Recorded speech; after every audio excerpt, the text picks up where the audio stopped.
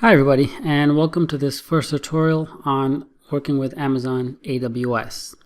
So the first thing that we want to do is go ahead and get our account created. So we want to navigate to this URL, aws.amazon.com, and on the top right we have the option to sign into our console.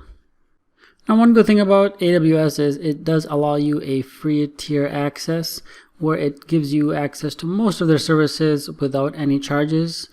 But again, you are limited to the usage of those resources, but there is no upfront cost associated with it. So we're going to go ahead and fill out this information. Now please keep in mind that one thing that you will need to provide is a credit or debit card number. Now, even though this is a free tier account, sometimes some resources are chargeable.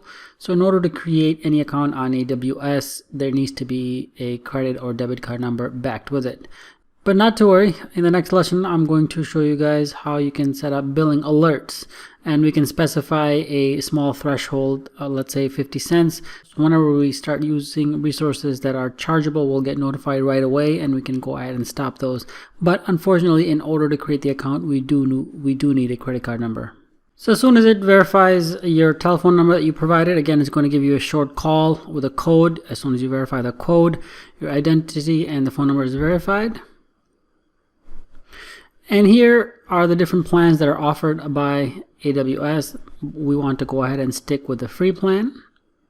And there we go. It's a pretty simple setup in order to get our account created and activated.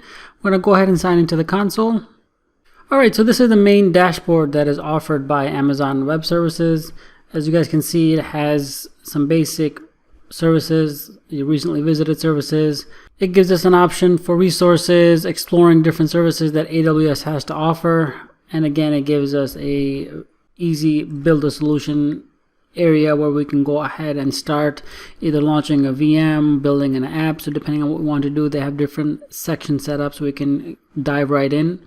And lastly, towards the bottom, it has some tutorials. Let's say if you want to learn how to build websites or databases or big data, it has some very nice tutorials, both video and text-based, that we can go ahead and watch and learn a little bit more about these different services that Amazon offers within their AWS framework.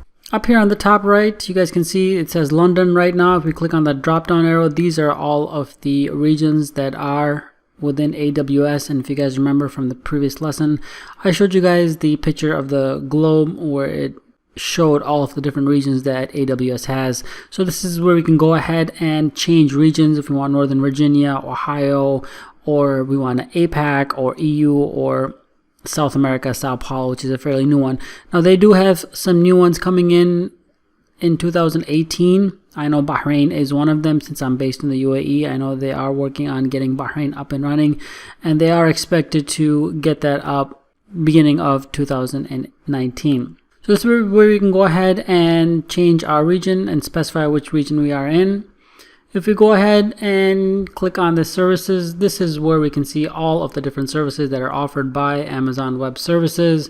So if you guys remember that slide that had all of the services offered by AWS, this is basically it. I showed you guys the heading, but each heading has all of the granular details of all of the different services that come within management and governance or storage or compute. So this is one view. We can go ahead and do it, or if you click on the top right, the A to Z, it also gives it in alphabetical order. I always like to keep it grouped just so I can differentiate what different services I'm trying to do.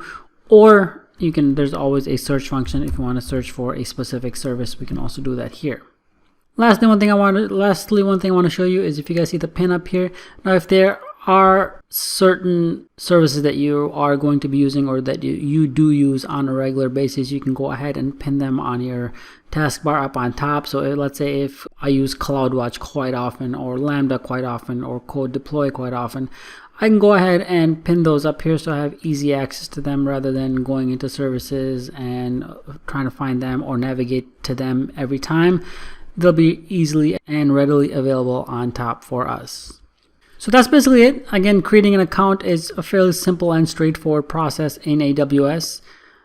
And next we're going to look at how we can go ahead and create the billing alarm so we get notified if we start getting charged for some of the services that we will be using throughout the rest of this course.